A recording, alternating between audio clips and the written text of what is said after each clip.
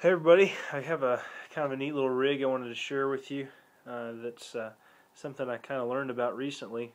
Um, it's kind of a variation of a reverse Texas rig or a Okeechobee rig, but it's really good for craws. I have myself here a little Berkeley chigger craw, and you're going to take your extra wide gap hook.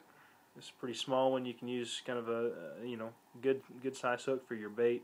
This one's about right for this. You are going to kind of measure it up against your craw like this, and you want to make sure that the rear end of your craw is about the end of your hook there, and you're going to make a note where the bend in your hook is down here on your crawfish.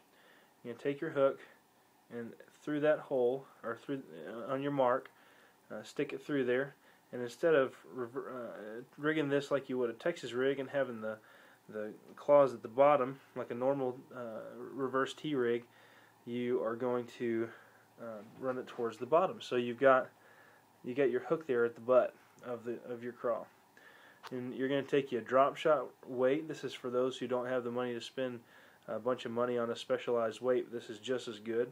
It's caught a lot of fish. And you're going to stick your weight in the rear end of the craw like that, and kind of like a tube. You're just going to find that hole with your hook and run it through your craw. So now that weight is on there real tight. And then you just take your hook, skin hook it into your craw, and you've got a nice streamlined crawdad. Now, a couple things that this does is if you had a normal Texas rig and you ran that string out the top, it would look like this. So when it falls into the water, weight first, you're pulling against yourself, and it's going to flip your craw over. This is much more natural to them. It's coming in kind of butt first. It's kind of how they swim.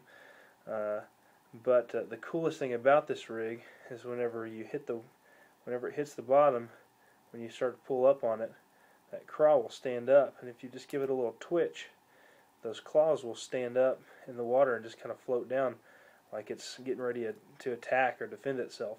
So this is really neat for craws just because it looks so natural. So hope you guys try it out and hope you catch a lot of fish.